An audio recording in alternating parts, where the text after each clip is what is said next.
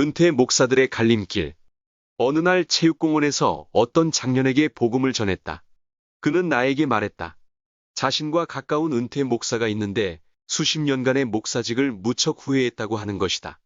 특히 동료 목사들의 부패함을 보고 목사직을 혐오하였으며 또한 천국도 지옥도 없으며 기독교와 다른 종교와 별 차이가 없다고 실토했다는 것이다. 그러면서 그는 은퇴 후 책도 출간하였으며 지금은 노자 사상에 푹 빠져 산다고 했다. 도대체 이게 무슨 말인가? 공원에서 만난 그분은 인문학 관련 책을 쓰는 사람이었으며 나에게 당신도 이제 쓸데없는데 빠지지 말고 노자 사상에 한번 심취해보는 것이 어떠냐고 오히려 역공을 가한다. 자신은 은퇴한 목사에게 들었기 때문에 당신 또한 마찬가지다는 식으로 말했다. 나에게는 큰 충격이었다. 그 후 그분을 통해 은퇴한 목사가 쓴 책을 조심스럽게 부탁해서 보게 되었다. 한마디로 종교다원주의자가 쓴 책 같았다. 예수를 믿는 목적이 내세의 천국도 구원의 입성이 아니다. 죽으면 천국에 가는 것이 아니라 허공으로 돌아간다는 말이다. 그저 온전한 사람의 구실을 하라고 한 것이다. 그러니 타 종교와 다를 바 없고 차별도 하지 마라. 그저 자비하심으로 살아라. 하나님은 사랑이시다는 말로 끝맺는다. 차라리 승려가 쓴 책이다라고 했다면 그나마 이렇게 마음이 아프지 않았을 것이다. 무엇이 하나님의 사랑일까? 지옥으로 보낼 사람을 보내지 않는 것이 하나님의 사랑으로 아는가? 예수님의 십자가 사건을 제대로 알고 멸망할 수밖에 없는 우리들을 지옥 가지 않게 구원하심이 하나님의 사랑이지 않은가? 택함 받지 못한 목사들이 저지른 행적을 보면 세상에 얼마나 큰 누를 끼쳤는지 아직도 모르는 것 같다. 그저 배도한 전형적인 목사의 실체를 보는 것 같다. 300페이지나 되는 책의 내용이 대한민국의 은퇴 목사의 생각이라면 정말 슬프고 두렵다. 한마디로 예수 생명이 없는 그 목사와 그리고 그 책이었다. 지옥과 천국이 없다니 어찌 감히 그런 망발을 쏟아낸단 말인가. 문득 사탄의 첩자라는 생각이 든다. 육에 속한 사람은 하나님의 성령의 일들을 받지 아니하나니 이는 그것들이 그에게는 어리석게 보임이요 또 그는 그것들을 알 수도 없나니 그러한 일은 영적으로 분별되기 때문이라. 고린도전서 2장 14절 말씀. 예전에 어떤 은퇴 목사의 간증을 듣게 되었다. 그것은 한마디로 나에게는 충격이었다. 50여 년을 전심전력을 다해 교회를 이끌었다. 교회를 한 번도 비우지 않았고 독점했다고 말한다. 은퇴 후에 느낀 점은 50년간 농사를 지은 곡식의 상태가 거의 쭉정이라는 놀라운 고백을 했다. 또한 자신은 똑똑하고 합리적인 인간의 힘으로 목회했다고 말하면서 주로 김영석 교수, 이어령 교수 에세이집을 인용했다고 했다. 제대로 된 성령과 예수 생명이 없는 인문 철학에 가까운 그런 책을 주석으로 삼았다니 기절할 만큼 놀랍고 두렵다. 그리고 그는 50여 년 동안 삼위일체 설교는 딱 한 번을 했다고 하면서 성령에 취한 적이 없었다고 솔직한 고백을 했다. 당연히 천국, 지옥과 예수님 십자가 사건의 설교는 적어도 그분의 범주에서 벗어났다고 여겨진다. 더 무서운 것은 성령 충만한 교인이 없었다는 것이다. 차마 부끄럽지만 이제라도 고백을 한다는 것은 엄청난 용기가 그나마 하나님의 진노를 조금이나마 누그러뜨릴 수 있지 않을까 생각된다.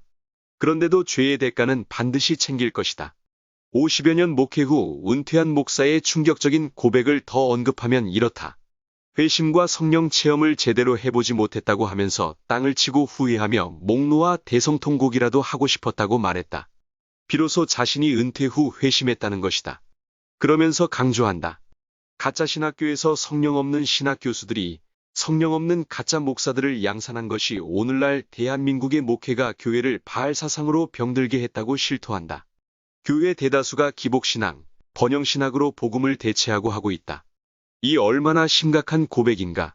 나는 일개 성도이지만 내가 만난 예수님을 생각하면 눈물이 또 나온다. 그저 목사직을 예수 생명과 성령 충만을 뺀 초등율법 도덕 선생인 몽학 선생 수준으로 알고 교회를 이끌었다면 그 많은 성도들을 지옥 행렬로 이끈 죄는 얼마나 큰 벌을 받아야 할까? 공의의 하나님은 반드시 기억하실 것이다. 정말 무섭지 않은가? 치를 떨 정도로 목사직을 무섭게 여겨야 한다. 하나님의 나라가 가까워지고 있는 지금 하나님의 아들인 예수님을 믿는 일이 얼마나 급하고 중요한지를 가르쳐야 할 것이다. 하나님의 아들 예수 그리스도의 복음의 시작이라. 마가복음 1장 1절 말씀. 스펄전 목사는 말한다. 피 흘림과 그리스도가 없는 복음은 아무짝에도 쓸모없다.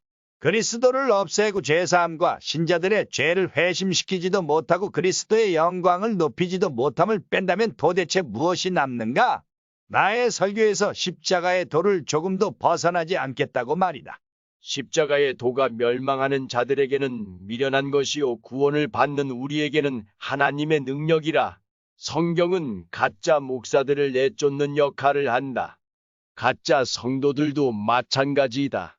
성경은 그 자체가 빛이요 소금이다. 즉 성경은 하나님의 나라에 속하며 이 땅과 반대인 까닭이다. 그러므로 가짜 목사들이 우후죽순처럼 장악한 이 나라의 앞날이 어찌 될 것인가 심히 두렵다. 개혁 생명신학을 실천하는 교회의 일개 성도보다 못한 신학 지식으로 목회를 한다면 정말 우스운 꼴이 된다. 하나님은 기드온 용사 300명만 필요했다. 왜 나머지는 돌려보냈을까? 누구든지 두려워 떠는 자는 돌려보내라고 하셨다. 이유는 치열한 영적 전투를 위해 목숨을 거는 깨어있는 진리의 수호자를 원했다. 그러므로 목사를 한다는 것은 기드온 300용사처럼 생명을 걸고 혈서를 써놓을 정도로 단호해야 할 것이다. 이유는 십자가에서 돌아가신 예수님의 대리인이기 때문이다. 그러므로 하나님께서 기뻐하시는 주의 종이 된다는 것은 포도나무의 싱싱한 가지처럼 성령이 마르지 않는 감동의 날들이 지속되어야 한다. 따라서 반드시 강한 회심과 아울러 하나님의 사인을 받은 신자 즉 응답받은 자만이 비로소 그 험난하고 거룩한 직분인 목사직을 수행할 자격을 얻는다. 나에게 샘솟는 성령을 만들어내는 성경은 늘 신비스럽다.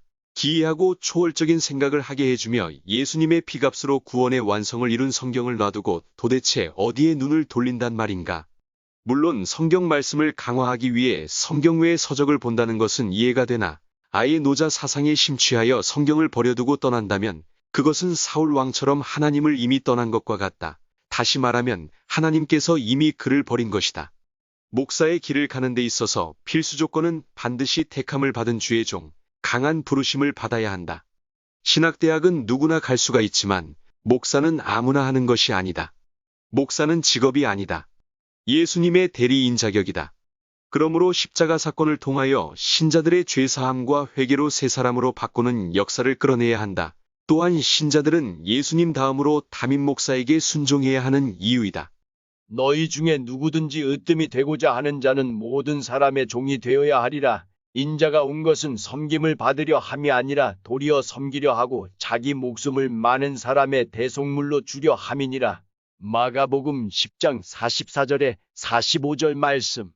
다행히 오직 예수, 오직 성경, 오직 은혜와 믿음을 부르짖으며 제대로 된 개혁주의 생명신학을 전하는 목사님들이 계신다. 그분들이 이 시대의 유일한 희망이다.